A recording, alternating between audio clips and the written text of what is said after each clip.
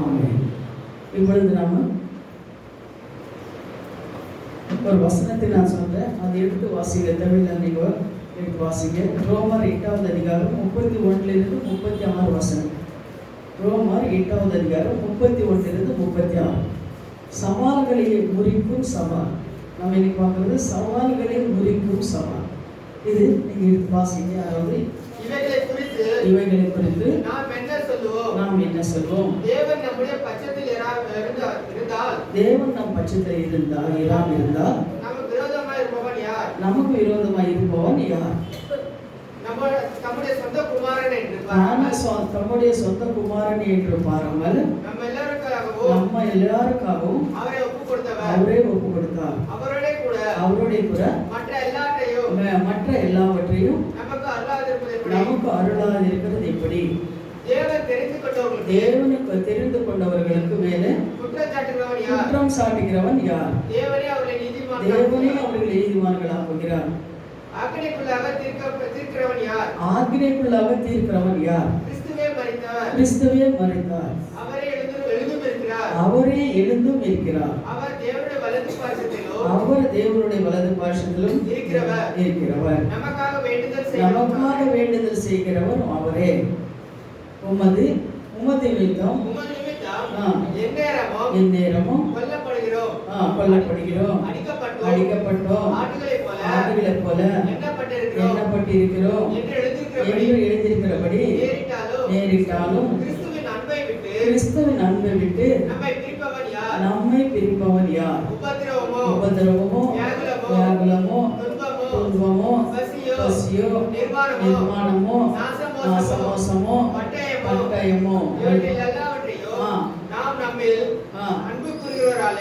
நம் அன்பிற்குரியவர்களாலே முற்றிலும் ஜெயம் பெற்றவர்களாக இருக்கிறோம். அல்லேலூயா, அல்லேலூயா.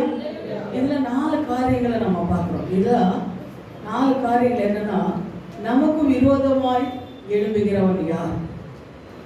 நமக்கு விரோதமாய் எழும்புகின்றவன் யார் அப்படின்னு சொல்றார். 2வதாக நமக்கு விரோதமா குற்றம் சாட்டுகிறவன் யார்? தேவ பிள்ளைகளுக்கு விரோதமா குற்றம் சாட்டுகிறவன் யார்? தேவனை தெரிந்து கொண்டிருக்காரு இல்லையா? தேவனை தெரிந்து கொண்டவங்களை மேல குற்றம் சாட்டுகிறவன் யார்? ஆக்கினைக்குட்படுத்தினவர் யார்? ஆக்கினைக்குள்ளாக தீர்க்கிறவன் யார்? ஆக்கினைக்குள்ளாக தீர்க்கிறவன் யார்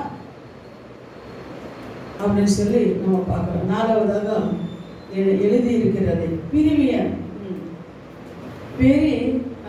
பாவன் பேரின்பவனா 4வது படிவம் என்று எழுதியிருக்கிறது. ஆக்கினைக்குள்ளாக தீர்க்கிறவன் யார்? கிறிஸ்துவே மரித்தவர். அவர் எழுதும் இருக்கிறார். அவர் தேவனுடைய வலது பட்சத்திலும் இருக்கிறவர். நமக்காக வேண்டுதல் செய்கிறவரும் அவரே. அல்லேலூயா. நமக்காக வேண்டுதல் செய்கிறவரும் அவரே. 1வதாக நமக்கு விரோதமாய் எழும்புறவன் யார்? 2வதாக தேவனை தெரிந்து கொண்டவர்களை மேலே குற்றம் சாட்டுகிறவர் யார்? 3வதாக ஆக்கினைக்குள்ளாக தீர்க்கிறவன் யார்? அதே போல 4வதாக நீங்க பார்க்கும்போது கிறிஸ்துவின் அன்பை விட்டு நம்மை பிரிக்கிறவன் யார்? கிறிஸ்துவின் அன்பை விட்டு நம்ம பிரிக்கிறவன் யார்? இந்த 4 காரியங்கள் நம்ம என்ன பண்ணா இன்னைக்கு தியானிக்க போகிறோம். சரியா? முதலாவதாக நம்ம பார்க்கிறோம், வேத வசனத்தை பவுல் ஆண்டவர் தெரிந்து கொண்டார். வேத வசனத்தை பவுல் ஆண்டவர் தெரிந்து கொண்டு அவர் என்ன பண்ணார்? தேவ பக்தி. அவருக்கு பவுலுக்கு என்னன்னா தேவ பக்தி. அப்போஸ்தலர்கள் பவுலுக்கு எதிர்த்து சவால்களை கொண்டார்.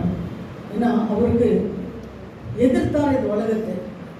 ஒரு அந்நியாச்சரன் அவர் என்ன பண்றாருன்னா, இயேசு கிறிஸ்து அவங்க தொட்டதுக்கு அப்புறம், அவருக்கு 2 கண்களை குருடானதுக்கு அப்புறம் அவர் உண்மையில தேவன் யாருன்னு அறிந்து கொண்டார். அறிந்து கொண்டு அதுக்கப்புறம் வேற மதஸ்தர்கள் எல்லாம் வந்து அவனை இப்படி வேற ஜாதிக்கு போயிட்டாய்வேன் அப்படின்னு சொல்லி நம்ம இந்த பாஷையில் சொல்லும்போது வேற ஜாதிக்கு போயிட்டான் அப்படின்னு சொல்லி அவனை துன்பப்படுத்தணும், வேதனைப்படுத்தணும் அப்படின்னு சொல்லி அந்த பவுல் என்ன பண்றாங்க? பவுல்னு தேடிக்கொண்டிருக்கிறாங்க.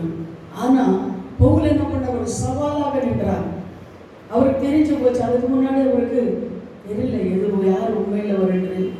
அதுக்கப்புறம் ஆண்டவரோட ருசி பார்த்தா தெரிந்து கொண்டா, ஒரு சவாலாக அவர் ஏற்றுக்கொண்டார். அவருக்கு எவ்வளோ உபத்திரங்கள் வந்தது, அவர் அந்த உபத்திரங்களுக்கும் சவால் விட்டார். வியாதி வந்தது, சவால் விட்டார். துன்பங்களும் பிரிவினைகளும்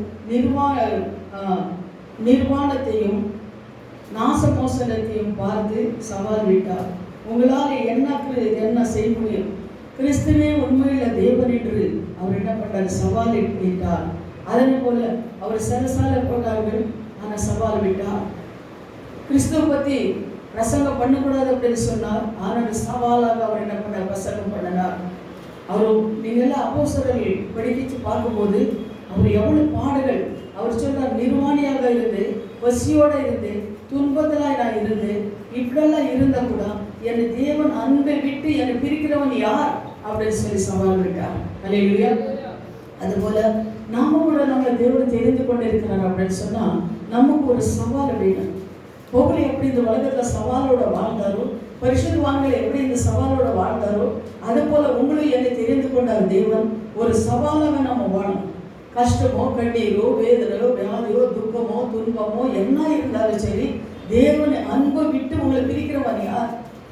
ரட்சிக்கப்பட்ட புதுசுல என்ன பண்ண, நீங்க வேற சாதிக்கு போயிட்டு நீ வா என் கோயில, நீ என்ன பண்ண வந்து திருநூறு வச்சுக்கோ, என் கோயில வந்து பிரசாதம் சாப்பிடு அப்படின்னு சொல்லி என் ரெண்டாவது பையன் சொன்னான். நான் சொன்னேன் நடு போகலாம். ஏன்னா உனக்கு கோயிலுக்கு வந்து நான் திருநூறு வச்சதுனாலையோ, உனக்கு கோயிலில் வந்து நான் பிரசாதம் சாப்பிட்றதுனாலையோ என் தேவனை என்னை கீட்டுப்படுத்த மாட்டார். ஏன் பிரியா? என்ன உள்ளவர் இருக்கிறவர் யாரு? என் உள்ளத்தில் இருக்கிறது தேவன் கிறிஸ்து. அதை என்ன சொல்றாரு பாருங்க. அவர் என்ன சொல்றாரு பாருங்க. 1வது நீங்க பார்க்கும்போது, தனக்கு விரோதமா இருப்பவன் யார்? தேவனே தம்முடைய பட்சத்தில் இருக்கும்போது நமக்கு விரோதமா இருக்கிறவன் யாரு? நீ எங்க கூப்பிட்டாலும் நான் வரதுக்கு ரெடி, எங்கன்னா சாப்பிட சொன்னாலும் நான் சாப்பிட்றதுக்கு ரெடி. ஆனா தேவன் என்னோட இருக்கிறான். கொஞ்ச நேரம் என்ன சாது சுந்தர் கூட நீ அந்த சாமி கும்பிடக்கூடாது அப்படின்னு சொல்லி கொண்டு போய் அவங்க என்ன பண்ணா, விஷம் கொடுத்தாங்களே சாப்பாடுலாம். விஷம் கொடுத்து அவர் போராடா ரத்தங்க கைக்கு சாகணும் சொல்லி கொடுத்துருக்குறாங்க. அப்போ அவங்க என்ன பண்ணல, சாகலை. மறுபடியும் எடுத்துட்டு வந்து ரூம்ல போட்டாங்களாம். ரூம்ல போட்டு நீ அந்த சாமி பேச்சு எடுக்கக்கூடாது, அந்த சாமி நீ ஆராதிக்க கூடாதுன்னு சொல்லும்போது அவர் ரூம்ல உட்காந்து அவர் ஆராதனை பண்ணினாராம். ஆனா அவர் ஒரே ஒரு வார்த்தை சொன்னார், நீ என்னதான் அடிச்சாலும் துன்பப்படுத்தினாலும் சரி, யார் என்ன பேசினாலும் சரி, என் அழித்தவர் உண்மையில் என் அன்பு விட்டு என்ன பண்ண விட்டு பிரிக்கிறவன் யார்? இயேசு என்னோடத்தில் இருக்கும்போது அது நீ என்னால் என்னிடத்து எப்படி நீ எடுக்க முடியாது அப்படின்னு சொல்லி சொன்னான். அதுபோலதான் தேவ பிள்ளைகளான நம்ம கூட என்ன பண்ண, அவன் அன்பு விட்டு பிரிக்கிறவன் யாரு? எந்த ஜாதியில் இருக்கலாம், மதத்தில் இருக்கலாம், யார் உங்களுக்கு பேசியிருக்கலாம், சொந்த பந்தங்கள் பேசியிருக்கலாம். ஆனாலும் நம் ஹிருதயத்தில் இருக்கிறது இயேசு இருக்கிறார் அப்படின்னு சொல்லி நமக்கு ஒரு வாஞ்சை இருக்கு, ஒரு வைராகியம் இருக்கிறது. ஹல்லேலூயா. அதே போல என்ன துன்பங்களோ பசியோ நிர்வாணமோ நாசமோசனமோ பார்த்து சவாலை விட்டார் யாரு? பவுல். உங்களிலே என்ன கிறிஸ்துவின் அன்பை விட்டு பிரிப்பவன் யார் என்று எக்கால துணியோடு அவர் சொன்னாராம். என்னை விட்டு பிரிப்பவன் யார்? கிறிஸ்து விட்டு என்னை பிரிப்பவன் யார்? மரணமோ வியாகுலமோ வேதனையா பாதாளமோ எது என்னை விட்டு பிரிக்க முடியாது அப்படின்னு சொல்லி சவால் விட்டார். தேவனுடைய பிள்ளைகள் நீங்கள் உங்கள் மாம்சம் பிசாசு எதிர்த்து சவால் விட வேண்டும். நம்ம என்ன பண்ணணும், பிசாசுக்கு எதிர்த்து நின்று சவால் விட வேண்டும். என்ன நம்ம மாம்சத்தை பலவீனம் இருந்தாலும் சரி, குடும்பங்களை நம்ம பலவீனம் இருந்தாலும் சரி, ஆனா தேவனுக்கு பிசாசுக்கு நாம் எதிர்த்து நிற்கிறவங்களாக நாம் இருக்கணும், சவால் விடுறவங்களாக நாம் இருக்கணும். அது போலதான் அவர் என்ன பண்ணாரு அந்த காலத்துல எல்லாம். பவுல் அப்படி சவால் விட்டதுனாலதான் அவர் பேச்சு கூட இப்ப நம்ம பேசிக்கொண்டு இருக்கிறோம். அவர் கல்லறை கூட இப்போ எருசலேம்ல இருக்கிறது. இப்போ அவர் எப்படி பரலோகத்துல இருக்கிறாரு. அது போலதான் நம்ம என்ன பண்ணணும், இந்த உலகத்துல வாழுது கொஞ்ச நாள் ஆனாலும் தேவனுக்காக நம்ம வாழணும். நமக்கு விரோதமா எழும்புற அந்த சித்திரோட கிரியைகளை நாம் அடைக்கணும். நமக்கு விரோதமா எழும்புற ஜனங்கள் எல்லாம் பண்ண அவர் தேவனுக்கு ஒப்பு கொடுக்கணும். இப்படி நம்ம செய்யும் போது நம்ம என்ன பண்ண, நமக்கு நம்ம நம்மளை தோக்கெடுக்க முடியாது செத்துரும். ஏன்னா அவருக்காக நம்ம எழுப்புறோம் இல்லையா, அவர் நம்மளோட இருக்கிறார் இல்லையா, அவருக்காக நம்ம வாழ்றோம் இல்லையா. அதுல சித்திரம் என்ன பண்ண, கொஞ்ச நாள் நம்மளை தொட்டு பார்ப்பான், அதுக்கப்புறம் அவங்க ஓடி போயிடுவான். ஹல்லேலூயா. நான் ஒவ்வொரு நேரத்தில் நான் நினைச்சு பார்ப்பேன், இது உலக பிரகாரமா இருக்கிற ஜனங்கள் ஒரு எலெக்ஷன் வந்தாலும் ஒரு ஏதாவது ஒரு காரியம் வரும்போது அவங்க என்ன பண்ணாங்க, காலையில மாலையில தூங்குறீங்கன்னு நினைக்கிறீங்க, போய் ஒவ்வொரு வீட்டில் போய் என்ன பண்ணுவாங்க, எனக்கு ஓட்டு போடுங்க, என்ன பிரசிடென்டாவோ எம்எல்ஏவோ எம்பியாகவோ மாற்றுங்க, உங்களுக்கு அது செய்கிறேன் இது செய்கிறேன் ரோடு போடுறேன் கேஸ் கொடுக்குறேன், இது மாதிரி எல்லாம் பல காரியங்கள் என்ன பண்ணுற சொல்லி ஜனங்களை ஏமாத்துறாங்க இல்லைங்களா. ஆனால் அவங்க ராத்திரி பகலும் தூங்க மாட்டாங்க, சவால் எடுப்பாங்க. அவங்க எப்படாவது இந்த உலகத்தில் நான் ஜெயிச்சிடணும், நான் ஒரு அதிகாரி ஆகணும் அப்படின்னு சொல்ல சவால் விடுறாங்க. ஆனால் அவங்க அதிகாரம் எத்தனை நாள் இருக்கும், 5 வருஷப்பட்டுதான் இருக்கும். ஆனால் நம்ம தேவன்கிட்ட நம்ம சவால் கொடுக்கும்போது நம்ம சவால் எத்தனை நாள் இருக்கும் நினைச்சு பாருங்க. நம்ம விடுற சவால், தேவனுக்காக நம்ம விடுற சவால் எத்தனை வருஷம் இருக்கும். நாம் தலைமுறையாக என்ன பண்ணணும், நம்மளுக்கு சவால் நம்ம விட முடியும். ஹல்லேலூயா. யார் மேலே, பிசாசு மேல. அதனால இது உலக பிரகாரமான ஜனங்கள் அப்படி இருக்கும்போது தேவ பிள்ளைகளான நீங்களும் நானும், தேவன் அபிஷேகப்பட்டு இருக்கிற நம்மளோ, தேவன் நமக்காக இந்த ரத்தம் சிந்திருக்கிறா, நமக்காக காயப்பட்டு நொறுக்கப்பட்டு ஜீவனோட இருக்கிற அந்த தேவனுக்காக நம்ம என்ன செய்யணும், சவால் விடணும். அல்லேலூயா. சவால் எதுக்காக, ஏதாவது தேவனுக்காக நம்ம செய்யணும் ஒரு சவால் நம்ம இடணும். அது இயேசு கிறிஸ்து சொல்றார் பாருங்க. அதே நேரத்தில் கிறிஸ்து வல்லமையான சவால் பாருங்கள், என்னிடத்திலே பாவம் உண்டென்று உங்களிலே எவனாவது சொல்ல முடியுமான்றார். யோவான் 8வது அதிகாரம் 46வது வசனத்தை நீங்க பார்க்கும்போது, என்கிட்ட ஏதாவது குற்றம் உண்டுன்னு சொல்லி யாராவது நீ சொல்ல முடியுமா, நீயும் நான் அப்படி சொல்ல முடியுமா, என்கிட்ட ஏதாவது குற்றம் இருக்குதா, என்கிட்ட குற்றம் இருக்கிறதா அப்படின்னு சொல்லி யாராவது நம்ம சொல்றோமா? எவ்வளவோ குற்றங்கள் நம்மகிட்ட இருக்கிறது. ஆனா இயேசு சொன்னாரு, என்கிட்ட குற்றம் இருக்கிறதுன்னு சொல்லி யாராவது நீங்க சொல்ல முடியுமா? யோவான் 8:46 சொல்றாரு. அது போலதான் அவருடைய சவாலுக்கு யாரும் பதில் சொல்ல முடியவில்லை. அவரோட ஊழியம் முழுவதிலும் நோக்கி அவர் என்ன பண்ண, நோய்களுக்கோ வியாதிகளுக்கோ சாத்தான கிரியைகளுக்கோ அவர் என்ன பண்ணார், சவால் விட்டார். இயேசு கிறிஸ்து வாழ்நாள் முழுவதும் அவர் என்ன பண்றாரு, வியாதிகளுக்கோ அசுத்தாவிகளுக்கோ சவால் விட்டு அவர் வாழ்ந்தார். பிசாசுக்கு அவர் எப்பொழுது சவால் விட்டு வாழ்ந்தார். அது போலதான் நீங்களும் நான் என்ன பண்ணனா, சவால் விட்டு வாழ்றவங்களாக நாம் இருக்கணும். அல்லேலூயா.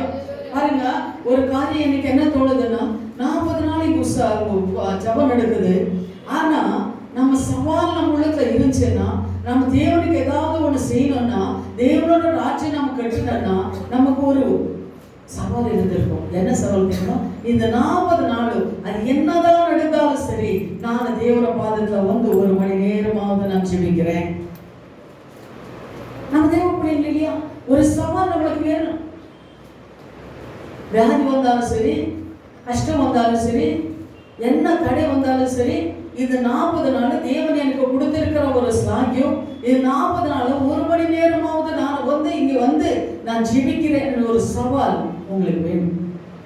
அந்த சவால் இருந்ததா சித்திரம் நீங்க ஜெயிக்க முடியும். தவிர ஏதோ வாரத்தில் ஒரு நாள் போனா போதும், மாசத்துல ஒரு நாள் போனா போதும், கொஞ்ச நேரம் இருந்துட்டு போயிட்டா போதும், நம்ம பரலோக ராஜ்யத்துக்கு போயிடுவோம், ராமோஜன் வந்து எடுத்துட்டா போதும், காணிக்க தசபாகம் கொடுத்துட்டா போதும், நம்ம பரலோக ராஜ்யத்துக்கு போயிடுவோம், நம்ம தேவன் நம்மளை மன்னிச்சிடுவாரு அப்படின்னு சொல்லி நாம நினைச்சிட்டு இருக்கிறோம். இல்லை, அப்படி இல்லை. கொஞ்சம் நினைப்பாங்க, வாரத்தில் ஒரு நாள் போன ஏன்னா டெய்லி போனோமா சர்ச்சுக்கு, எல்லாரும் போற மாதிரி நாம போறோம், ஏதோ வேலை இருந்தா செய்யறோம், இல்லைன்னு வந்துட்டே இருப்போம். வாரத்தில் ஒரு நாள் போன போதும் அப்படின்னு சொல்லி இருக்கிறவங்க கூட கொஞ்சம் இருக்கிறாங்க. ஆனா அவங்களுக்கு பார்த்து நான் சொல்றது என்னன்னா, ஐயோன்றேன் நான். அல்லேலூயா. ஐயோன்றேன். ஏசு அப்படி இருக்கலையே, எப்படி இந்த சவால் நீ ஜெயிக்க முடியும்? இப்ப என்ன நம்ம கரெக்டா ஏதோ சாப்பிடுறோம், கஷ்டப்படுறோம், சாப்பிடுறோம், போயிடுறோம். ஆனா ஆண்டவர் வரும்போது கேட்கும் போது என்னதான் நம்ம சொல்றோம், என்னதான் நம்ம சேர்த்து வச்சிருக்கிறோம், என்னதான் சவாலை நம்ம வாழ்ந்து கொண்டு இருக்கிறோம் சொல்லுங்க. ஆனா உங்களுக்கு ஒரு சவால் வேணும். என்ன சவால் தெரியுமா? என்ன நடந்தாலும் நான் சபையில் நடுக்கிற ஒவ்வொரு ஜபத்துக்கும் நான் கலந்துக்கிறேன்.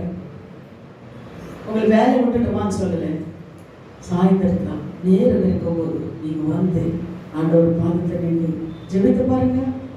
இன்னைக்கு நீங்க சர்ச்சுக்கு வந்துட்டு வீட்டில் போய் நீங்க சாப்பிட்டுட்டு படுக்க உங்களுக்கு எவ்வளோ ஒரு சமாதானம் இருக்கும் பாருங்க. இருக்கா?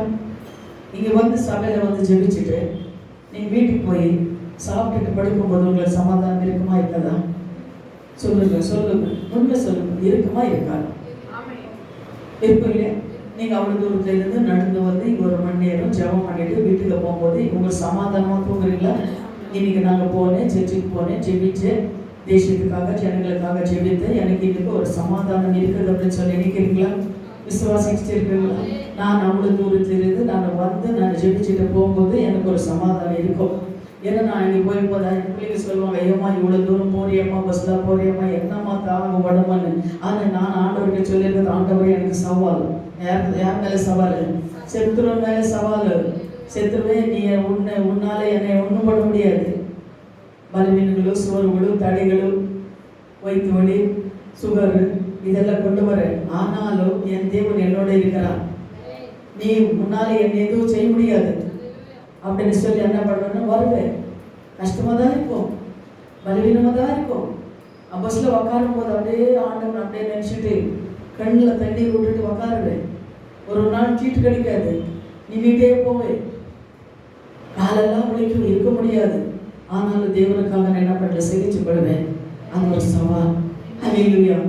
அந்த படிக்கட்டிலே உக்காந்துடுவேன், கீழே உக்காந்துடுவேன். ஆனால் அது ஒரு சவால், எனக்கு ஒரு சவால். அல்லேலூயா. இந்த மாதிரி நம்ம சவால் விடாம இருந்தால் தேவனுடைய ராஜ்யத்தில் நம்ம சேர முடியாது. பிசாசு எதிர்த்து நம்ம நிற்க முடியாது. சரிங்களா? பாடல்கள் யாருக்கு இல்லை? எல்லாருக்கும் பாடல்கள் இருக்கும். பரிசுத்தவான்கள் பாடல்களையா பாடி இருந்தது.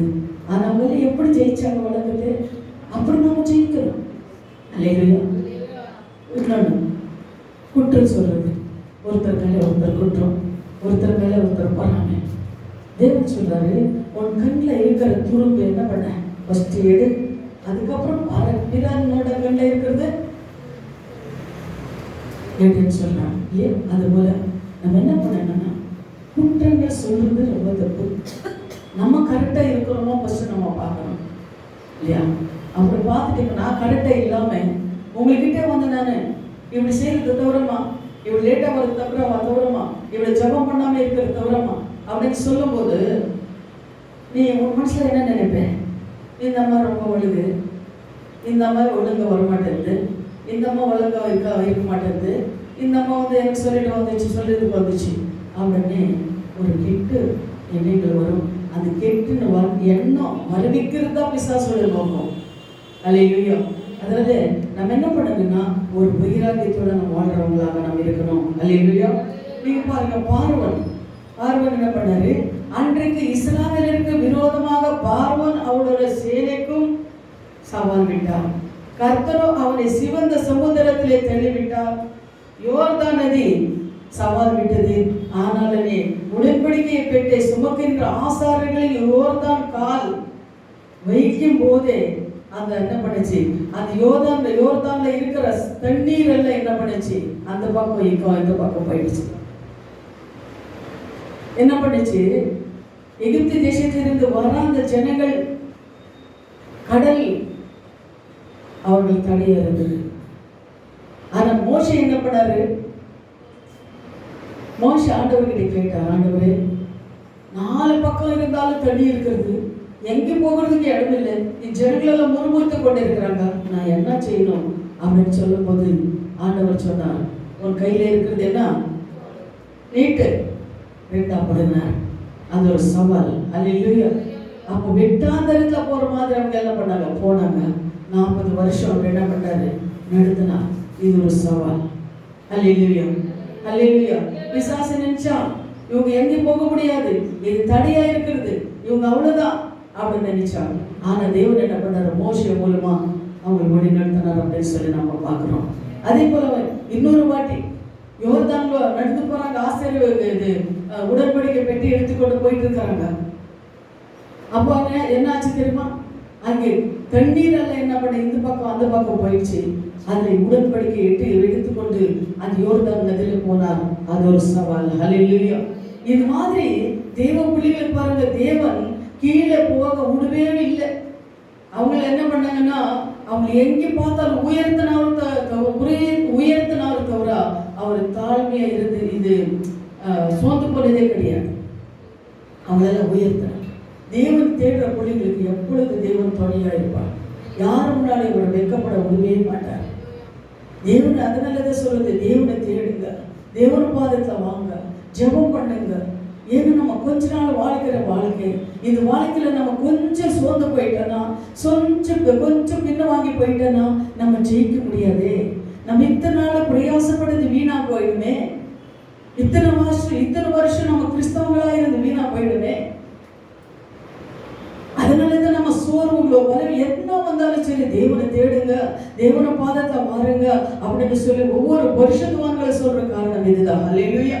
அதே போல எரிகோ கோட்டை நீங்க பாத்தீங்கன்னா நல்ல தாழ்பாடுகள் எல்லாம் போட்டு வச்சிருந்தாங்க. ஏன்னா எரிகோ கோட்டைக்குள்ள யாரும் வரக்கூடாது. எரிகோ கோட்டை நம்மளுக்கு சொந்தம்னு சொல்லிட்டாங்க ஜனங்கள். ஆனா இவங்க என்ன பண்ணாங்க, இஸ்ரவேல் ஜனங்கள் என்ன பண்ணாங்க, உடன்படிக்கை பெட்டி எடுத்துக்கொண்டு போய் தேவன் சொன்னார் 7 வாட்டி நீ சுத்தி வா அப்படின்னு சொன்னாரு. ஆனா 7 வாட்டி சுத்தி வரும்போது அது என்ன பண்ணுச்சு, எரிகோ கோட்டை விழுந்து போனது அப்படின்னு சொல்லி நம்ம பார்க்கிறோம். ஆனா தன் பிள்ளைங்க எங்கேயாவது வெட்கப்படுத்த விட்டாரா? நினைச்சு பாருங்க, எங்கேயாவது வெட்கப்படுத்த விட்டாரா? தேவனுக்கு கீழ்ப்படியும் போது அவர் எங்கேயாவது என்னை வெட்கப்படுத்திட்டாரு. தேவனுக்கு நான் கீழ்ப்படிந்தேன், தேவனுக்கு நான் கொடுத்தேன், தேவனோட வேலை நான் செஞ்சேன், தேவனோட ஊழி செஞ்சேன், தேவனுக்கு நான் கீழ்ப்படிந்தேன், ஆனாலும் நான் வெட்கப்பட்டு போனேன்னு சொல்லி யாராவது உங்களால சொல்ல முடியுமா? சாட்சியாக சொல்ல முடியுமா? நான் இங்க வந்தேன், கிறிஸ்டியனுக்கு வந்துட்டு நான் கெட்டு போனேன்னு சொல்ல முடியுமா? தேவனுக்கு எந்த ஒரு நன்மை செய்யலன்னு சொல்ல முடியுமா? நினைச்சு பாருங்க, சொல்ல முடியாது. நம்ம சொல்லவே முடியாது. ஏன்னா எவ்வளவு நன்மைகள் நம்ம வாழ்க்கையில தேவன் செய்திருக்கிறார். ஆனா ஏன் இப்ப நம்ம கஷ்டப்படுறோம்னா நம்ம கிட்டதான் குறை இருக்கிறது. குறைன்னா கஷ்டம் வராம யாருக்கும் இல்லை. நீ வந்தாலும் தேவனை தெரிந்து கொண்டாலும் உனக்கு கஷ்டம் இருக்கும். பரிசுத்தவான்களுக்கு எவ்வளவு கஷ்டம் வந்தது இப்ப நம்ம பார்க்கிறோம். கோலியாத் நம்ம பார்க்கிறோம். இஸ்ரவேல் ஜனங்களுக்கு விரோதமா கோலியாத் வந்தார், சவால் விட்டார், நிந்தித்தான், தேவன் நிந்தித்தான். என்னுடனே யார் தனிமையாக நின்று யுத்தம் பண்ணிக்கிறார் என்று அவர் என்ன பண்றாரு, சவால் விட்டார். 1 சாமுவேல் 17:49 நீங்க பார்க்கும்போது என்ன பண்ணாரு, கோலியாத் சவால் விட்டார் இஸ்ரவேல் ஜனங்கள் மேல. என்னன்னு, யாராவது தனியா வந்து என் யுத்தத்துல ஜெயிக்க முடியுமா, என்னோட போர் வர முடியுமா? 40 நாள் என்ன பண்றாங்க, இஸ்ரவேல் ஜனங்களை பயந்து வாழ்ந்து கொண்டு இருக்கிறாங்க. ஐயோ கோலியாத் அப்படியே ஹைட்டு வெயிட் பர்சனாலிட்டியா இருக்கிறானே, ஒரு ராட்சசம் வந்து மனுஷனே, அவனுக்கு போய் எதிர்த்தா யாரும் நிக்க முடியலையே அப்படின்னு சொல்லி இஸ்ரவேல் ஜனங்கள் எல்லாம் பயந்து சவுல் நடுங்கி கொண்டு இருக்கிறார். ஆனாலும் என்னாச்சு, என்ன நடந்தது, இவங்க போய் 40 நாள் ஒருத்தரும் அவங்களுக்கு ஜெயிக்க முடியாம, போக முடியாம, சும்மா கூட அவங்களை தொட்டு பார்க்க முடியாம, பாளையத்துல இந்த பக்கம் ஒருத்தரும், அந்த பக்கம் இஸ்ரவேல் ஜனங்களும், இந்த பக்கம் பெலிஸ்தர்கள் இருக்கிறாங்க. ஆனாலும் ஒருத்தரும் அவர்கிட்ட போய் தைரியமா பேச முடியல. அப்ப என்னாச்சு, தாவீது, சின்ன தாவீது அவங்க என்ன ஆயுதங்கள் எடுத்துட்டு போனாரா? ஈட்டி, அருவமனை இதெல்லாம் சொல்றாங்களே, அதெல்லாம் எடுத்துட்டு போனாங்களா? அவரோட ஒரே ஒரு சின்ன கல்லாலே கோலியாத்தை முறியடித்தார். ஒரு காரியம் நான் தியானிக்க போது எனக்கு என்ன தெரியுதுன்னா, தாவீதோட ஆண்டவர் இருந்தார், ஓகே. ஆனா தாவீதுக்கு ஒரு விசுவாசம் இருந்தது. என்னன்னா, பெலிஸ்தியன் விருத்த சேதனம் இல்லாத அந்த பெலிஸ்தியன் என் தேவன் நிந்திக்கிறானா, அவங்க இன்னைக்கு என்ன பண்ற பாரு அப்படின்னு சொல்லி சவுலுக்கிட்ட போய் பர்மிஷன் வாங்கிட்டு போகும்போது என்ன பண்ணாரு, அவன் நிக்கிறான். இவனை பார்த்து, தாவீதை பார்த்து அவனுக்கு என்ன பூனை மாதிரி தெரிஞ்சது. அவன் யானை மாதிரி இருக்கிறான், அவன் பூனை மாதிரி இருக்கான். இவனை பார்த்துட்டு கேட்கிறான், நீ ஏன் வந்திருக்கிறேன்? ஒரு மாசத்தெல்லாம் என்ன பண்றேன், நான் ஆகாய பறவைகளுக்கு நான் போடுறேன் அப்படின்னு சொல்றான். இவன் சொல்றான், நான் என்ன மாம்சம் இல்லை, உன்னு மாம்சத்தை ஆகாயத்தை பறவைகளுக்கு நான் போடுறேன் அப்படின்னு சொல்லிட்டு தாவீது என்ன பண்றாருன்னா, ஒரு கல் எடுத்தாரு, வீசினார், இயேசுவின் நாமத்தினாலே வீசினாரு. கோலியாத் விழுந்து போனான். எதுக்கு நான் இது சொல்றேன்னா, எதுக்கு இது சொல்லப்பட்டிருக்கிறதுன்னா, தேவன் பலம் உள்ளவர், பராக்கிரம் உள்ளவர். அவ்வளவு பலமுள்ள பராக்கிரமுள்ள ஒரு ராட்சாசி பெருவியா இருந்தா அந்த கோலியாத்தை முறியடிக்க தேவன் அந்த தாவீதுக்கு, சின்ன தாவீதுக்கு பலனை கொடுக்கிறாருன்னா பரிசுத்த ஆவியானவர் உங்களோட இருக்கும்போது உங்களுக்கு பலன் வருமா வராதா? வருமா வராதா? வரும். ரெட்டிப்பான பலன்களானவர் உங்களுக்கு கொடுக்கிறார். ஏன்னா அந்த தாவீதுக்கு இருந்த அந்த விசுவாசம் நம்மளுக்கு இருக்கணும். தாவீதுக்கு இருந்த அந்த விசுவாசத்தினால போனான். ருத்த சேதம் இல்லாத இவனை பெலிஸ்தனே, ருத்தம் சேதம் இருக்கிற இஸ்ராயேல் ஜனங்களை விட இவன் 40 நாள் இவன் யுத்தத்துக்கு வந்திருக்கிறான். ஆனா இஸ்ராயேல் ஜனங்களெல்லாம் பயந்து நடுங்கி கொண்டிருக்கிறாங்க. ராஜா, நான் போறேன், ஒரு வாட்டி சிங்கத்தை என்ன பண்ணேன், கிழிச்சு போட்டேன், அதனால எனக்கு அந்த பலன் இருக்கிறது, தேவன் என்னோட இருக்கிறார் அப்படின்னு சொல்லிட்டு அனுப்புனாங்க. ஆனா இங்கெல்லாம் பயந்துட்டு தான் இருக்கிறாங்க. யாரு? சவுல் ராஜா பயந்துட்டு, இவனால முடியுமா? முடியும், நான் போறேன்னு சொல்லி போனான். அதுபோல சகோதர சகோதரிகளே, நாம கூட தேவன் பரிசுத்தமாக நம்மளை துதிக்கும் போது, தேவன் நம்மளோட இருக்கும் போது நம்மளால ஆகாத காரியம் எதுவுமே இல்லை. ஒவ்வொரு நாளும் நம்ம ஜெபங்கி நடக்கிறதுன்னு நம்ம ஒரு மணி நேரம் மணிகால போட்டு தேவனை பாதத்தை நீங்க ஜெபித்து போங்களேன், எவ்வளவு ஒரு ஆசீர்வாதம் உங்களுக்கு இருக்கும் பாருங்களேன். 1 மணி நேரம். நான் ரட்சிக்கப்பட்ட புதுசுல அடிக்கடி நான் சொல்லுவேன், காலையில 5 மணிக்கு ஆலயத்துக்கு போயிட்டு 1 மணி நேரம் நான் ஜெபிச்சுட்டு வருவேன். சாயந்தரம் போவேன். அப்படி தேவனை தேடதான் தேவன் என்னை தேடி வந்தார். அதே போல தேவனை நீங்களும் தேடும் போது உங்களை தேடி தேவனை வந்திருக்கிறாரு. ஆனா நீங்க என்ன சான்ஸ் கொடுக்காம இருக்கிறீங்க? அதுதான், அப்படிதான் நான் சொல்ல முடியும். இங்க நான் சான்ஸ் கொடுக்காம இருக்கிறீங்க. ஆனா தேவனை தேடுங்க. ஏன்னா கடைசி காலத்துல நாம் இருக்கிறோம். நீங்க தேவனை தேடதான் அவர் என்ன பண்ணாரு, உங்களோட வருவாரு. தாவீது தேவனை தேடதான் அது என்ன பண்ணாரு, தாவீதுக்கு ஒரு பலன் வந்தது. பெலிஸ்தர்கள் முறியடித்தார். அது போல தேவ பலன் நம்மளோட இருக்கும்போது செத்து நம்மளை தொட முடியாது. அல்லேலூயா, அல்லேலூயா. நான் பாருங்க, ராஜாவாகிய எசேக்கியேலுக்கு விரோதமா ஆசியா ராஜா சதேக்கியேப்பு ராஜா படையெடுத்து வந்தார்கள். ரப்சாக் சவால் விட்டார். நீங்க வசனம் பாத்தீங்கன்னா 2 ராஜாக்கள் 19வது அதிகாரம் 35வது வசனம். 2 ராஜாக்கள் 19வது அதிகாரம் 35வது வசனம். நீங்க வீட்டுல கூட நீங்க போய் வாசிக்கலாம். இவங்க எல்லாம் படையெடுத்து வராங்க. இந்த ராஜாவுக்கு பயம் வந்துச்சு. ஆண்டவரே என்ன பண்றது, எசேக்கியேல் ராஜா என்ன பண்றது ஆண்டவரே, இவங்க எல்லாம் என் மேல கர்த்தர் விரோதமா வந்துட்டு இருக்கிறாங்க, நான் எங்க போகட்டும், நான் என்ன செய்யட்டும், எனக்கு யாரும் சப்போர்ட் இல்லை, இது 3 ராஜாக்களும் சேர்ந்து என் மேல வந்துட்டு இருக்கிறாங்க, நான் என்ன பண்றது அப்படின்னு சொல்லி ஏசாயா தீர்க்கதரிசி கிட்ட என்ன பண்றாரு, ஆளுகள் அனுப்புறாரு. ஏசாயா தீர்க்கதரிசிக்கு ஆளுகள் அனுப்பும் போது ஏசாயா தீர்க்கதரிசனமா சொல்றாரு, தேவனுக்கு விரோதமான காரியங்களின் ஜனங்கள் செய்து கொண்டிருக்கிறாங்க. நானும் இது உருவாக்கின, இந்த ஜனங்களை உருவாக்கினேன். இஸ்ராயேல் ஜனங்கள் எனக்கு விரோதமா பாகால்கள் என்ன பண்றாங்க, பூஜை பண்ணி கொண்டிருக்கிறாங்க. தேவனுக்கு எனக்கு விரோதமான காரியங்கள் செய்து கொண்டிருக்கிறாங்க. அதனால இந்த 3 ராஜ்யங்களும் உங்களை மேல யுத்தத்துக்கு வர்றாங்க. 3 ராஜ்யங்களும் யுத்தத்துக்கு வரும்போது உங்களை என்ன பண்றாரு, அழிச்சு போடுவாங்க அப்படின்னு சொல்லி இவர் என்ன பண்றாரு, ஏசாயா தீர்க்கதரிசனமா சொல்றாரு. அப்ப இவங்க என்ன பண்றாரு, ராஜா என்ன பண்றாரு பாருங்க, கண்ணீரோட அவர் என்ன பண்றாரு, ஜெபம் செய்தார். யாரு? எசேக்கியா ராஜா கண்ணீரோட ஜெபம் செய்தார். கர்த்தர் தம்முடைய தேவதூதர்களை ஒருவன் அனுப்பினார். அவனை புறப்பட்டு வந்து ஆசிரியா ராஜாவின் பாளையத்திற்குள்ளே 180 பேரையும் சங்காரித்து போட்டான். ஹல்லேலூயா. அந்த வசனம் கொஞ்சம் படிப்பானே, அது படிங்க. அன்று ராத்திரியில் சம்பவித்தது என்னவென்றால் கர்த்தருடைய தூதன் புறப்பட்டு அசிரியன் பாளையத்தில் 190,000 பேரை சங்கரித்தான். ஹல்லேலூயா. எப்படி அப்படின்னு சொன்னா, அவன் எசேக்கியா என்ன பண்ணாருன்னா மனம் திரும்பிட்டான்.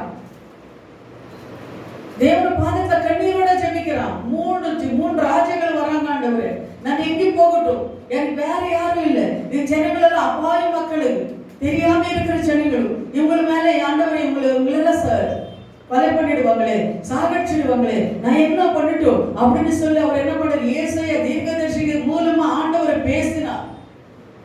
பேசி என்ன பண்ணாரு, ஆண்டவர் பார்த்தாரு, ஒரே ஒரு தூதன் தூதன் மட்டும் தான் அனுப்புறாரு. எத்தனை தூதர்கள் பாருங்க, எத்தனை பேர் ஒரே ராத்திரில, எத்தனை பேரு? 1,80,000 பேர் என்ன பண்றாரு? உரி எடுத்தார். ஒரே ஒரு தூதன் அனுப்புறார் பாளையத்துல. அது போல நம்ம தேவனுக்கு உண்மையா இருக்கும் போது நமக்கு விரோதமா எதிர்த்து நிற்பவன் யார்? உங்களுக்கு நீங்க தேவனுக்கு உண்மையா இருக்கும் போது உங்களுக்கு விரோதமா நிற்கிறவன் யார்? ஒரு வியாதியானாலும், ஒரு என்ன ஆனாலும் சரி, ஒரு விரோதி ஆனாலும் சரி, சத்ருவானாலும் சரி, உங்களுக்கு விரோதமா நிற்கிறவன் யார்? போன வாரம் நான் நார்மோடி போயிருந்து வந்து நிக்கிறேன். ஆனா பலவீனம் கொஞ்ச நேரம் ஒரு 5 நிமிஷத்துல உட்காந்து நான் பாடினேன். ஆண்டவருக்கு சொன்னேன், ஆண்டவரே என்னப்பா இப்படி பலவீனமா இருக்கிறது இல்லை, நான் உட்காந்து பாடக்கூடாது, நீக்கணும் அப்படின்னு சொல்லி எழுப்பி நின்று 3 மணி நேரம் தேவன் என்ன பண்ண நின்று ஜெபிக்கிறதுக்கு எனக்கு உதவி செய்தார். எனக்கு கேட்கறாங்க, போன் பண்ணி ஒரு சகோதரி கேட்குது, ஆண்டி நாங்க அங்க போயிட்டு வந்தாலே டயர்ட் ஆயிடுவோம், நீங்க எப்படி நிக்கிறீங்க? ஆனா இந்த பலம் எனது கிடையாது, தேவனது. ஹல்லேலூயா, ஹல்லேலூயா. அது போல நம் தேவன் நம்மளோட நம்ம பட்சத்துல இருக்கும்போது, உங்க பட்சத்துல இருக்கும்போது உங்களுக்கு விரோதமா எதிர்க்கிறவன் ஒருத்தனுமே கிடையாது. ஹல்லேலூயா. அதே போலதான் எசேக்கியா, அவர் என்ன பண்ற? கண்ணீரோட ஜெபிக்கிற, ஆண்டவரே இந்த ஏழைப்பட்ட ஜனங்க எங்க ராஜ்யம் எல்லாம் போயிடுமே, அவனுக்கு நாங்க அடிமை ஆயிடுறோமே, நாங்க என்ன செய்யறதுன்னு சொல்லி கண்ணீர் விட்டு ஜெபிக்கும் போது ஒரே ஒரு தூதன் அனுப்புனாரு. 1,04,000 பேர், 1,20,000 பேர் என்ன பண்ணாங்க? முறி எடுத்தார்கள். அது போல நீங்க என்ன பண்ணுங்க? ஜெபம் பண்ணுங்க. உங்களுக்கு விரோதமான காரியங்கள் என்ன இருந்தாலும் சரி, தேவனோட அப்ப அந்த கண்ணீர் ஜெபத்துக்கு எவ்வளவு வரும் முக்கியம் இருக்கிறது பாருங்க. கண்ணீரோட மனதுருக்கி நீங்க என்ன பண்ணுங்க? ஜெபித்து பாருங்க. தேவன் உங்களுக்கு இருக்கிற பிரச்சனைகள், போராட்டங்கள் என்ன இருந்தாலும் என்ன பண்றாரு? முறித்து போடுகிற தேவனாக இருக்கிறார். அல்லேலூயா, அல்லேலூயா. கர்த்தர் கரம் என் மேலுங்க, கடுகளவு பயம் இல்லைங்க. கர்த்தர் கரம் என் மேலுங்க, கடுகளவு பயம் இல்லைங்க. ஆற்றிடுவார், தேற்றிடுவார், இறுதி வரை நடத்திடுவார். ஆமென்.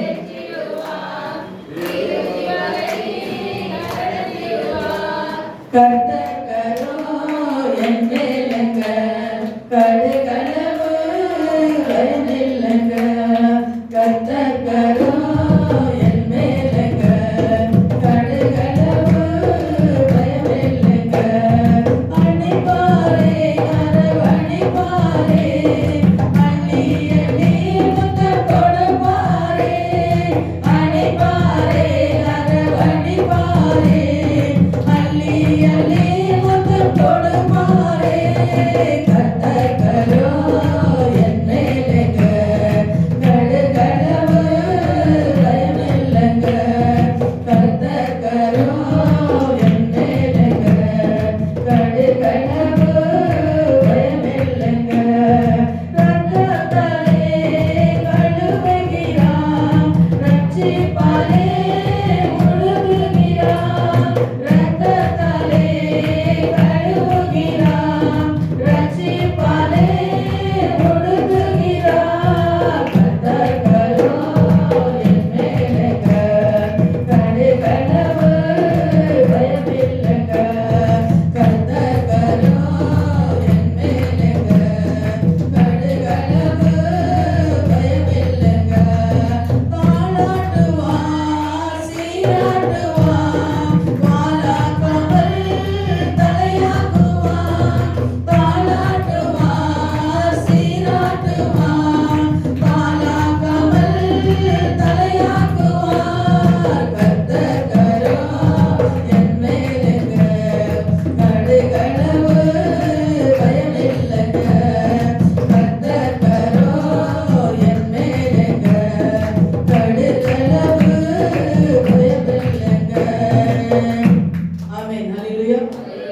கர்த்தர் கரம், கடுகளவு நமக்கு பயமே இருக்க முடியாது. கர்த்தர் கரம் நம்மளோட இருக்கிறது. அல்லேலூயா. அவர் பாருங்க, தாளாட்டுவார், சீராட்டுவார், வாலாக்கமை தலையாக்குவார். கர்த்தர் கரம் உங்களோட இருக்கும்போது உங்களை தாளாட்டி, சீராட்டி, உங்களை வாலாக்கமை தலையாக்குவார். உன் கீழாகாமல் மேலாக்குவார். அல்லேலூயா, அல்லேலூயா. விசுவாசிக்கிறீங்களா? நானே கர்த்தர்கார என்னோட இருக்கிறது என் தலைமையில. நான் வாலாக்கவே தலையாக்கவே, கீழாகாமல் மேலாக்கவே, என் செத்துரு தொட முடியாது. அல்லேலூயா. விசுவாசிக்கிறேன். என் செத்துரு என் தேவனு வாலாக்காமல் கீழாகாமல், வாலாக்காமல் கீழாகாமல் தேவன் என்னை ஆசீர்வதிக்கிறார். அல்லேலூயா. வானத்து நட்சத்திரங்கள் போல, கடற்கரை மண்ணு போல என்னையும் என் குடும்பத்தையும் தேவன் ஆசீர்வதிப்பார். இப்ப நீங்க சொல்லுங்க, எப்படி ஆசீர்வதிப்பாருங்கள? வானத்தை, கடற்கரை தேவன் எங்களையும் எங்க பிள்ளைங்களையும் கர்த்தர் ஆசீர்வதிக்கிறார். அல்லேலூயா. நான் பலவீனன் அல்ல, நான் பலவான், நான் பலசாலி, நான் பராக்கிரமசாலி. என் கர்த்தர் என்னோட இருக்கிறார். அல்லேலூயா. இந்த ஜீவனோட வார்த்தைகள் நம்ம ஒவ்வொரு நாளும் நம்ம வாயில வந்துட்டே இருக்கணும். நம்ம சோர்ந்து போகவே கூடாது. பலவீனம் வந்தாலும் சரி, சோறு வந்தாலும் சரி, தலைவலியா, வயிற்று வலியா, என்ன வந்தாலும் சரி, நம்ம என்ன பண்ணக்கூடாது? சோர்ந்து போக கூடாது. உனக்கு வயிற்று வலி ஒரு பக்கம் இருந்தாலும் ஒரு பக்கம் நீ துதிச்சுட்டே இருந்தா உன் பிசாசு ஓடி போயிடுவோம். அல்லேலூயா. அதே போல என்ன ஒருத்தர் சொன்னா தேவனே இல்லை இந்த உலகத்துல, தேவனே இல்லை. யார் சொன்ன? தேவன் இருந்தா இப்ப அவர் சொல்லி பார்க்கலாம். தேவனை தெய்வாக வர கேளு, தேவனே இல்லை அப்படின்னு சொல்லி கொஞ்ச நேரம் என்ன ஒருத்தர் வாழ்ந்துட்டு இருந்தானா. அப்படி வாழும்போது எத்தனோ பேர் சொன்னாங்களாம், இல்லை தேவன் இருக்கிறார், இந்த உலகத்தை சிருஷ்டித்து இருக்காங்க, ஒண்ணு கூட சிருஷ்டித்தது அவர்தான், உன மூச்சு பேச்சு கூட அவனதான் அப்படின்னு சொன்னால் அவர் என்ன பண்ணலையா? கேட்கவே இல்லை. தேவன் இருந்தா இப்போ வருஷம் அவர் கேள்வி விடுதான். இப்படியே வாழ்ந்து கொண்டு போயிட்டார். கடைசியில் ஒரு வியாதி வந்தது. வியாதி வரும்போது அவர் அப்போ கூட சொல்றாங்க, தேவன் இருக்கார், நீ என்ன பண்ணி இப்போ வேண்டுதல் செய்தாலே உனக்கு குணமாக்குற தேவன், நீ பாவ மன்னிப்பு கேட்டாலே உன பாவங்களை மன்னித்து உன குணமாக்குற தேவன், இப்பொழுது நம்பு அப்படின்னு சொன்னால் அவருக்கு என்ன பண்ணலையா? இல்லைன்னு சொல்லி போராட்டமா இருந்தான். ரொம்ப குடி வேதி படிக்கலவே இருக்கிறான். அவன் என்ன பண்ணலாம்? லாஸ்ட்ல ஏத்துக்கவே இல்லை. செத்தாலும் ஏத்துக்க மாட்டேன்னு ஏத்துக்கல. லாஸ்ட்ல கொடூரமாய் அவனை மறுத்து போனான். பார்க்குறவங்க இல்லாம, கேட்குறவங்க இல்லாம, பேசுறவங்க இல்லாம எல்லாரும் கை விட்டுட்டாங்க. கொடூரமாய் அவன் மறுத்து போயிட்டானா. அல்லேலூயா. இப்போ அவரோட வீடு, இது எனக்கு அவங்க எதுக்கம்மா சொல்றேன்னு நினைக்கலாம். இப்போ அவரோட வீடு பைபிள் ஸ்டடியாக மாறி இருக்குது, பைபிள் சொசைட்டியாக மாறி இருக்குது. யார் யார் சத்தியத்தை சொல்லி அவங்க ஏற்றுக்கலையோ அவங்களே யோசனை பண்ணாங்களாம், இந்த வீடு நம்ம என்ன பண்ண வாங்கலாம், வாங்கிட்டு பைபிள் சொசைட்டியாக இப்படி போட்டிருக்காங்களாம். அல்லேலூயா. இப்போ அவங்க சந்ததி முழுவதும் தேவனுக்காக வாழ்கிற ஒரு சந்ததியாக மாற்றி இருக்கிறார் தேவன். அதுபோலதான் தேவன் இல்லைன்னு தன்னை புத்தி கெட்டவன் அவன் ஹிருதயத்தில் சொல்லிக் கொள்வானா. ஆனா தேவன் இல்லாம ஒரு நாளாவது நாம் இருக்க முடியுமா? முடியவே முடியாது. அல்லேலூயா. இன்னொரு காரியம், எங்க தம்பி அவன் ரட்சிக்கப்படல. ஆனாலும் அவனுக்கு வியாதி வரும்போது அவன் என்ன பண்ண, ஆண்டவருக்கு ஒப்பு கொடுத்து நாங்கள் ஜெபம் பண்ணோம். ஹாஸ்பிட்டலில் போனால் நல்லா ஆயிட்டாங்க. எங்கள் அம்மாவுக்கு ஆப்ரேஷன் பண்ணது, தையல் போடாமல் நல்லா ஆயிட்டாங்க. எங்கள் தம்பி பையனுக்கு ஆக்சிடென்ட் ஆனது, அது நல்ல தெய்வம் சுகத்தை கொடுத்துட்டார். ஒரு 4 நாளுக்கு முன்னாடி பொண்டாட்டியும் மகளையும் உட்கார வச்சுட்டு கேட்குறானா, தேவன் இருக்கிறார் இல்லையா? தேவன் இல்லாமல் இருந்துச்சுன்னா எப்படி இதெல்லாம் சுகமாக இருக்கும்? 330 கோடி தேவர்கள் இருக்கிறாங்க, இவங்களெல்லாம் பார்க்கும்போது விக்கிரமாக இருக்கிறாங்க. ராமனுக்கு பார்த்தா 2 பிள்ளைங்க பொண்டாட்டி, பிள்ளையார் பார்த்தா ஒரு கல்யாணம் இல்லைன்றாங்க. இவங்களை விக்கிரமாக செஞ்சு என்ன பண்ணியிருக்காங்க, போட்டு கொண்டு இருக்கிறாங்க. அப்போ தேவன் இருக்கிறாரு, எனக்கு தெரியுது, எப்படி இருக்கிறாருன்னு எனக்கு தெரியல, யார் தான் உண்மையில் தேவன் எனக்கு தெரியல அப்படின்னு சொல்லி பொண்டாட்டிக்கிட்டே கேட்டுட்டு இருக்காரு. அப்போ அவன் என்ன பண்ணியிருக்காமா, அவங்க அப்பா ஏதோ கேட்குறாரு, எனக்கு எதுக்கு சொல்ல முடியலவா அப்படின்னு சொல்லி எங்கள் தம்பி பொண்ணு கூப்பிட்டுச்சான். கூப்பிடும்போது அவன் சொல்லிச்சா, மனுஷனை எப்படி உருவாக்குறான்? மனுஷனை மண்ணுனால உருவாக்குனான், தேவன் சுவாசத்தை கொடுத்தான் அப்படின்னு சொல்லி இந்த பொண்ணு அவங்க அப்பாவை சொல்லிட்டு இருக்குது. ஆனால் அவங்க அப்பா எப்படி மனுஷன் உருவாக்குனாரு அப்படின்னு சொல்லும் போது இதுக்கு தெரிஞ்ச அளவுக்கு கொஞ்சம் சொல்லியிருக்காரு. அப்போது அந்த பொண்ணு என்கிட்ட வந்து, ஆண்டி எங்க அப்பா எப்போ இந்த மாதிரி கேட்டது கிடையாது. எப்போ பார்த்தாலும் பக்தி பயபக்தி. எங்க அம்மா எப்போ பார்த்தாலும் பூஜை புனஸ்காரம் ராமகாரம் யமகண்டம் தான் பார்க்குறாங்க. இன்னைக்கு 2 பேரும் என்னை உட்கார வச்சு இதெல்லாம் கேட்குறாங்கன்னா என்ன காரணம் இருக்குமான்ட்டு அப்படின்னு கேட்டாங்க. அப்போ அவங்க கேட்கும்போது எனக்கு தோணுச்சு என்னன்னா, தேவன் என்ன பண்றாரு, சவுலை தொட்டாரு இல்லையா? சவுல் என்ன பண்ணாரு, தொட்டாரு. அது போல இவங்க என்ன பண்றாரு, தேவனை. அந்த கேள்வி வரதுக்கு காரணம் என்ன? இத்தனை வருஷம் இல்லாத கேள்வி ஏன் இப்போ வரணும்? ஆண்டவர் என்ன பண்றாரு, முதல்ல அவன் என்ன பண்ணிருக்கிறோம், ஒப்பு கொடுத்திருக்கிறாங்க. ஆண்டவரே என் கணவருக்கு நல்லா ஆயிடுச்சுன்னா நாங்க கிறிஸ்துவங்களுக்குள்ள வந்துடுறோம் அப்படின்னு சொல்லி ஒப்பு கொடுத்து அந்த அது என்ன அந்த ஆண்டவர் இத்தனை நாள் விட்டு பார்த்தாரு, இப்போ பிடிக்க பார்க்கறாரு. ஹல்லேலூயா. அது போலதான் எனக்கு அன்னைக்கு இருந்து தோணுது, தேவன் சீக்கிரமா தொடுவாரு, சீக்கிரமா வருவாங்க. அங்க ஒரு பெரிய ஆலயம் கட்ட போறோம், திரளான மக்கள் வர போறாங்க, 25,000 ஆத்மாக்களை கொடுக்கிறேன்னு வாக்கு கொடுத்து இருக்கிறாரு. அது தேவன் அந்த சுத்த பக்கத்துல இருக்கிற அந்த கிராமங்களில் இருக்கிற ஜனங்கள் எல்லாம் இங்க வருவாங்க, எங்க சொந்த பந்தங்கள் எல்லாம் இங்க வருவாங்க அப்படின்னு சொல்லி நான் என்ன பண்றேன், விசுவாசிச்சுட்டு இருக்கிறேன். ஹல்லேலூயா. செய்வார் தேவனால முடியாதது. நீ எத்தனை வருஷம் ஆனாலும் சரி, நீ இன்னைக்கு ஒப்பு கொடுத்துடுற, நீ போயிடுற, மறந்துடுற, நீ பின்வாங்கி போயிடுற. ஆனாலும் ஒரு நேரம் வரும், அது ஒரு காத்திருப்பாரு. அதுக்கப்புறம் என்ன பண்ண, காலம் என்ன மீறி காலம் போடுறாங்க. இந்த காலமா சொல்றது என்ன சொல்றது, அது என்ன காலம் தானே, வலை இல்லை காலம்ன்றாங்க. காலம் காலம் போட்டு என்ன பண்றாரு, குடிக்கிறாரு. எவ்வளவு எப்போ எங்க போடணும், எப்படி இழுக்கணும் அப்படின்னு சொல்லி அவர் இழுக்கிறாரு. அவங்க இழுத்து அவங்க என்ன பண்ண கொண்டு வருவாரு. ஹல்லேலூயா. அது போல நான் நினைச்சேன், எத்தனை வருஷம், 17 வருஷம் ஆயிருக்கும் நினைக்கிறேன். ஆண்டவர் என்ன பண்ணார், தெரிந்து கொண்டாங்க, ஒப்பு கொடுத்தாங்க, சுகம் கிடைச்சது. ஆனாலும் இதுவரை என்ன பண்ணாங்க, பின்மாற்றத்துல இருந்தாங்க, தேவன் யாரும் தெரியாம வாழ்ந்து கொண்டு இருந்தாங்க. இப்போ தேவன் என்ன பண்ணார், காலம் போட்டுட்டு இருக்கிறாரு. இப்போ இழுக்க போறாரு. ஹல்லேலூயா. ஹல்லேலூயா. இழுக்க போறாரு, எனக்கு நல்லா தெரியுது. ஹல்லேலூயா. அது போலதான் தேவனுக்கு நம்ம ஒப்பு கொடுக்கிறோம். ஆண்டவர் வசனம் சொல்லுது, தேவனுக்கு நீ ஒப்பு கொடுக்கும் போது தூதன் பார்த்துட்டு இருப்பானா. நீ ஏதாவது ஒப்பு கொடுக்கும் போதோ அறிக்கை செய்யும் போதோ யார் முன்னாடி, தூதர் முன்னாடி தானே செய்வியா. மனுஷன் முன்னாடி செய்யறது மறந்துடுவாங்க, ஆனா தூதர் முன்னாடி செய்யறது மறக்க மாட்டான். நீ அறிக்கை செஞ்சாலும் சரி, நீ என்ன பேசினாலும் சரி, என்ன சொன்னாலும் சரி, தூதர் முன்னாடி சொல்லும் போது அவன் அப்படியே எழுதி வச்சிருவாரு. அப்ப அந்த நேரம் வர வரை காத்துட்டு இருப்பாரு. சரியா? அது போலதான் இப்போ எங்க வீட்டுல இப்படி நடந்துட்டு இருக்குது. தேவன் நாமத்துக்கு ஸ்தோத்திரம். நான் எதிர்பார்த்துட்டு இருக்கிறேன். ஹல்லேலூயா. அதே போல நீங்க பாருங்க, யாக்கோபு சொல்றாரு பாருங்க. யாக்கோபு 4வது அதிகாரம் 16வது வசனம் எடுத்து வாசிப்போம். 16 வாசி, அதுக்கப்புறம் 14 வாசி. யாக்கோபு 4வது அதிகாரம் 16 வாசி. 16 வாசி ஃபர்ஸ்ட். இப்பொழுது உங்கள் வீம்புகளை மேன்மை பாராட்டாதீர்கள். என்ன பண்றாரு, உங்க இப்போது உங்களை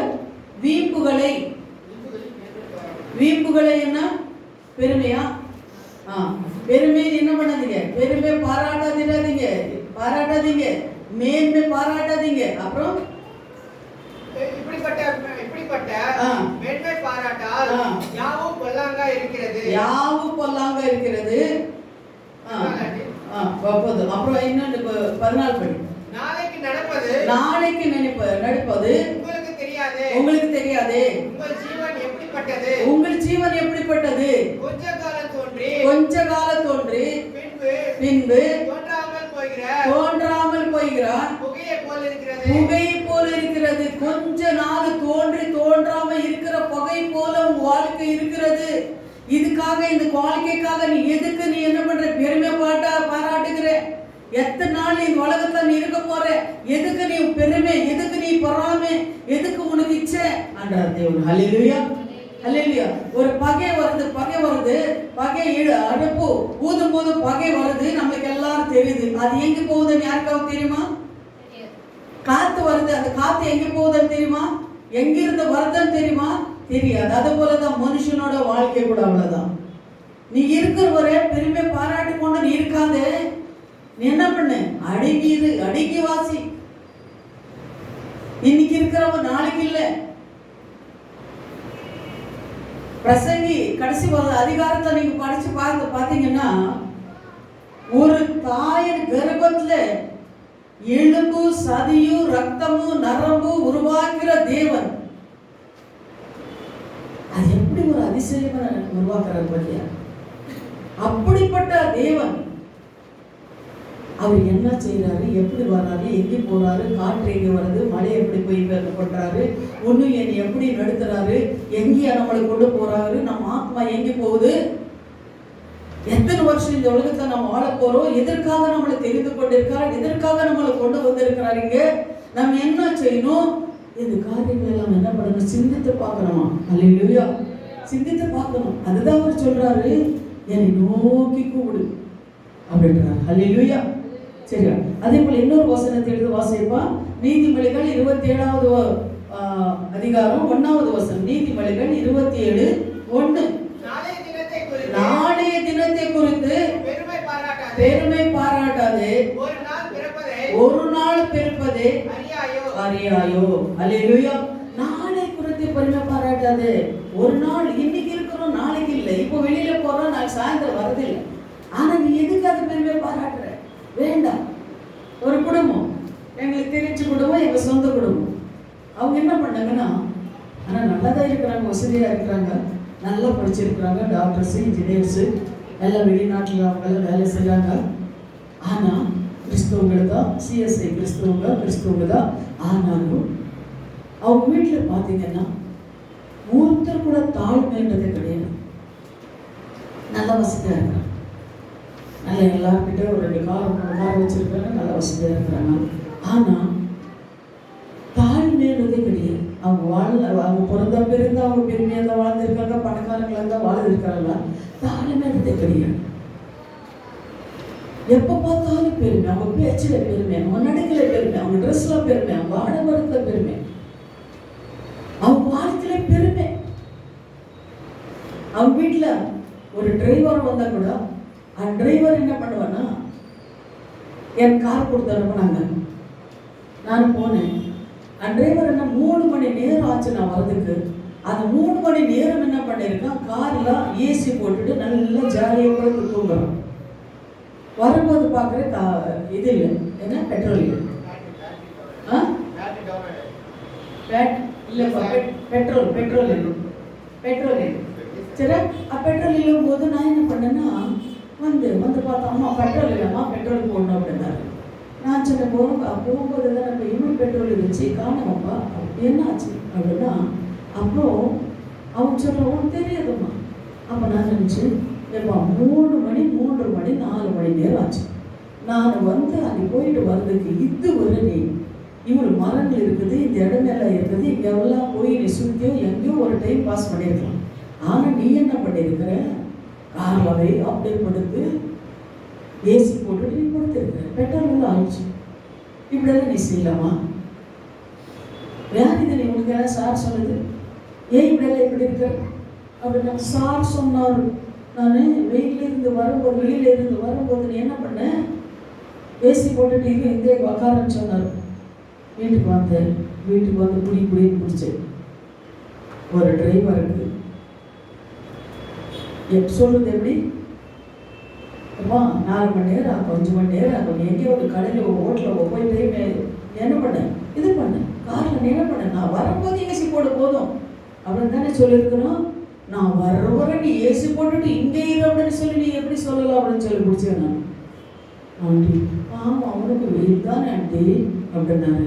நான் சொன்னேன், ஆமாம் அவனுக்கு வெயில், நீ ரூமில் என்ன பண்ண ஒரு ஏசி போட்டு அவனை படிக்க வை அப்படின்னு சொன்னேன். சரியா? இப்படி எல்லாம் இருக்கிறாங்க. அது பெருமை என்னதை நான் பிடிக்க மாட்டேன். முடி வச்சு பண்ணி யாராலும் மருமகனாலும் சரி, பிள்ளைகளானாலும் சரி, பெருமை இருக்கக்கூடாது.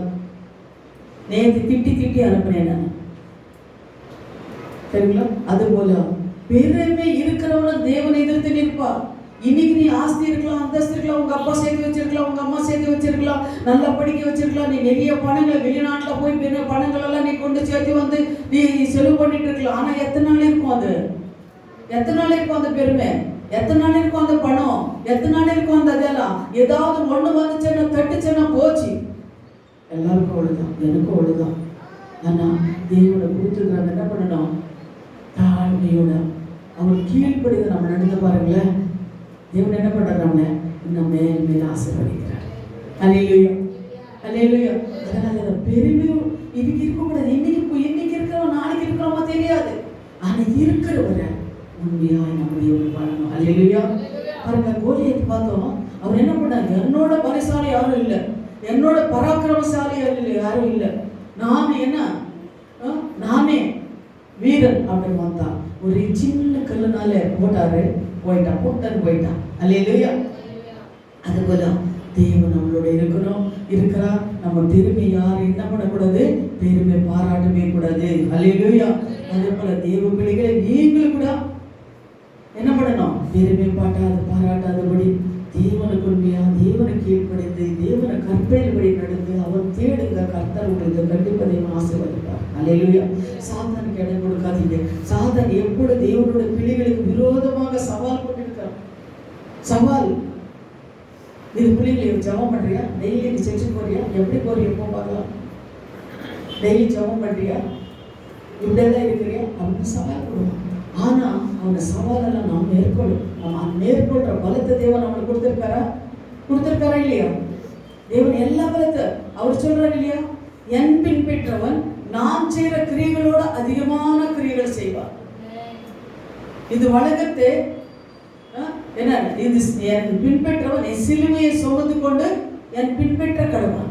இந்த வார்த்தைகளால யாரை கொடுத்திருக்காரு? தேவனு உங்களுக்கும் எனக்கு தான் தேவனை கொடுத்திருக்காரு. அந்த அதிகாரம் அவனை ஜெயிக்கிற அதிகாரத்தை நம்மளுக்கு கொடுத்திருக்காரு. அதனால நம்ம என்ன பண்ணுங்கன்னா, நம்ம அவரை பின்பற்றுகிறவங்களா இருக்கணும்.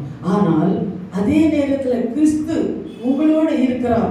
அவரோட வெளியேற பெற்ற ரத்தத்தினாலே உங்களுக்காக சிந்தினார். யாருக்காக சிந்தினார்? அவர் வெளியேற பெற்ற ரத்தத்தை உங்களுக்காக எனக்காக சிந்தினார். அவர் கிரயத்தை ரத்தம் கொடுத்து கிரயத்தினாலே உங்களுக்கு என்னை விலைக்கு வாங்கியிருக்கார். நம்ம காசு கொடுத்து ஏதாவது ஒரு பொருள் வாங்கினோம்னா காசு கொடுத்தோ ஏதாவது கொடுத்தோ நம்ம வாங்குவோம். ஆனா அவர் அப்படி இல்லை, ரத்தத்தையே கொடுத்து உங்களுக்கு என்ன வாங்கியிருக்கார். சரிங்களா? ஆனா அவர் வந்து கேட்கும் போது நம்ம என்ன பண்ண முடியாது? எதுவும் சொல்ல முடியாது. குற்றவாளிகளாக அவர் முன்னாடி நம்ம இருக்கணும். 1016 தேவதூதர்கள் உங்களோடு இருக்கின்றார். பிசாசுடைய கிரியைகளை அழிக்கும்படிக்கே தேவகுமாரன் வெளிப்பட்டார் என்று 1 யோவான் 3:8 சொல்லப்பட்டிருக்கிறார். உங்களில் என் ரத்த கிரயம் கொடுத்து அவர் வாங்கியிருக்கிறார். அவர் பிசாசின் கிரியைகளை அழிக்கப்படுகிறதுக்காக தான் தேவன் இந்த உலகத்துல வந்தார். அவர் நமக்காக வந்து ரத்தம் சிந்தினார். நமக்காக காயப்பட்டு நொறுக்கப்பட்டு அவமானங்களை சிந்தி மரித்து 3வது நாள் அவர் உயிரோட வந்து சதா காலங்கள் உங்களோட இருக்கிறேன். என் நாமத்தினால எங்கி கூடி ஜெபிக்கிறவங்கள மதித்துல நான் வரேன். உன் நாமத்தினால நீ எது கேட்டாலும் நான் தருகிறேன். உனக்கு விரோதமா எழும்புற எந்த ஒரு மனிதனும் எந்த ஒரு ஆயுதமும் வாய்க்காமே போகும் அப்படின்னு சொல்லி இந்த வாக்குத்தத்த வசனங்கள் எல்லாம் யார் கொடுத்திருக்காரு? உனக்கும் எனக்கு தேவனை கொடுத்திருக்கிறார். கர்த்தால் எல்லா விதத்திலும் உங்களை வெற்றி மேலே வெற்றி சிறுக்கர் பண்ணுகிற தேவனாக இருக்கிறார். விசுவாசிக்கிறீங்களா? ஆமா. எல்லாத்து மேலே நீங்க என்னென்ன காரியங்களை செய்தாலும் சரி, எங்க நீங்க போனாலும் சரி, தேவன் என்ன பண்ணி எல்லாத்து மேலே வெற்றி உங்களுக்கு தேவனை வெற்றி சிறுக்க பண்ணுகிற தேவனாக இருக்கிறார். அல்லேலூயா. தேவனை தேடுங்க. தேவன் உங்களை ஆசீர்வதிப்பார். இந்த 40 நாள் ஜெபத்துல நீங்க என்ன பண்ணுங்க? வாங்க, கர்த்தரோட பாதத்துல 1 மணி நேரம் ஜெபிங்க. கர்த்தர் உங்களை ஆசீர்வதிப்பார். இப்போ நம்ம எல்லாம் எழுந்து நிற்கலாம். ஸ்தோத்திரம் ஆண்டவரே. எங்களை அதிகமாய் நேசிக்கிற மகளோட பிதாவே, சர்வ